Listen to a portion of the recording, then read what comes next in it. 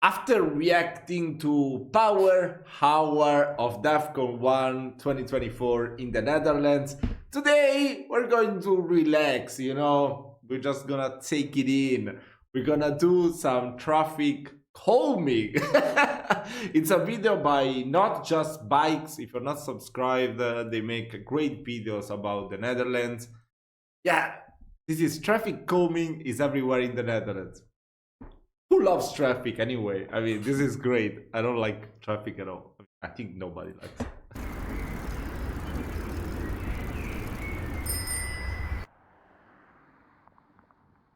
Traffic calming in the Netherlands is a huge topic. Whole books have been written about it, like this one. But to me, Dutch traffic calming isn't just about the techniques that are used. That's interesting, but it's almost secondary. What's really remarkable about the Netherlands is that traffic calming is everywhere. How can it be Where I've lived in everywhere? Canada and in the US, traffic calming is only applied if there's enough demand for it. If enough people have died at a specific location or enough people complain about it long enough, then traffic calming might be considered. For example, Toronto has this convoluted warrant system through which you need to prove that traffic calming is truly required and won't put too much of a burden on those poor drivers. Even after all this process, traffic calming in Canada is extremely minimal. Yes, this street is traffic calmed. Somebody went through that whole warrants nonsense to get this. Last summer, I was visiting the neighborhood where I grew up and saw this. The first sign says, Traffic Calm Neighborhood. The second sign says, 50 km/h speed limit. Like, serious? What? How can you go on this road 50 kilometer per hour? No, it's 50 miles per hour. That's about 70, right? 70 kilometers per hour. Wait. Yes. This two-way residential road is 10 meters wide, and the quote, traffic calming is nothing but a few speed bumps. There's no one-way Hmm. streets, raised crossings, continuous sidewalks, rough road surfaces, narrowed lanes, chicanes, street cuts, or anything else. This tells you all you need to know about traffic calming in Canada. Compare that to the Netherlands, where traffic calming is baked into the national road safety guidelines. It doesn't matter if you're in a major city or in a village, if you're near the city center or in a suburb. All streets are required to follow the same national guidelines. Bro, I think that driving in the Netherlands must be amazing. Wow. That's crazy. I mean, in each one of these clips, there's no traffic whatsoever. Wow. I live in a small city in Italy, so traffic is only like, yeah, like really early in the morning and from 4 to 6 p.m., 6:30 p.m.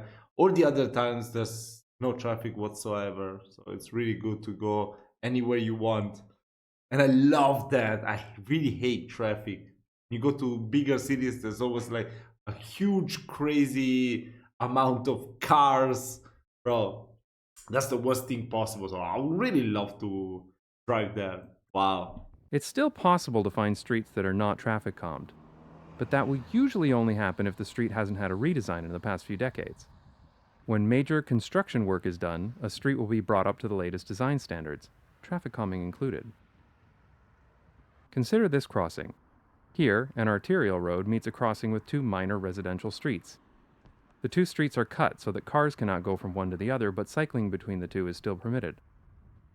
On the road, the lanes are narrowed by the introduction of a median and visual cues showing that there is a crossing. And of course, there's a continuous sidewalk and cycle path on both sides of the street. This street is in Ermelo, a village of 27,000 people, and this single crossing in Ermelo probably has more traffic calming than just about any street in Canada, and likely the US too. These big differences in street design come from the drastically different approaches taken by these countries. In the US and in Canada, streets and roads are judged on level of service. Each street is assessed primarily by its capacity to carry cars. In the US, a grade is applied from A through F depending on how smoothly traffic flows in the street. Traffic calming can work against this goal, so it will only be permitted if it does not significantly affect level of service. This is why streets in the US and Canada look like highways, even in city centers. In the Netherlands, a very different approach is taken. In the 1990s, a policy Voila! called sustainable I just love everything, everything looks so vibrant, with flowers everywhere, all these plants. The yeah, the houses, the architecture in the Netherlands is really, really, really, really cool. safety was Love introduced, that. which is interesting and deserves its own video at some point.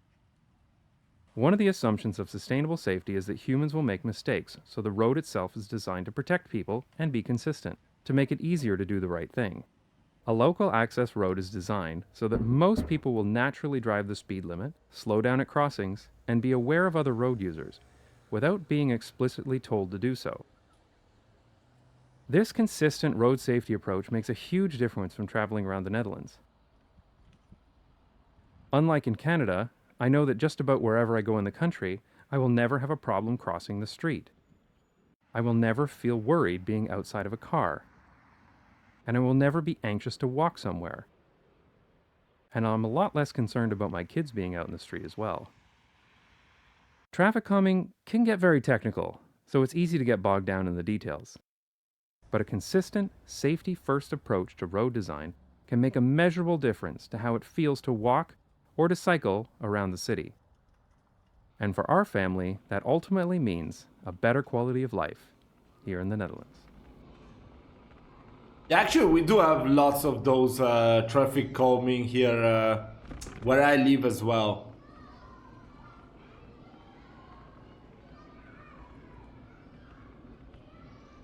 But I would say it's mainly in where I live. Like the city next to mine doesn't really have that many. Doesn't really have that many speed bumps and stop signs or whatever. They still do, but not as much as in my city. And my city is considerably smaller. Yeah. But it's pretty cool. It's really cool. I want to check out some video about driving in the Netherlands. I mean, probably it's the same, right? There's always gonna be some peak hours where there's gonna be so much traffic. But from this, I don't know if this was Amsterdam or other big cities. Maybe in big cities it's different. But the clip we just saw, there was no traffic, not at all. So that was pretty cool. I love that. So guys, thank you so much for watching this video. Let me know if you enjoyed this type of content, and I will see you in my next one.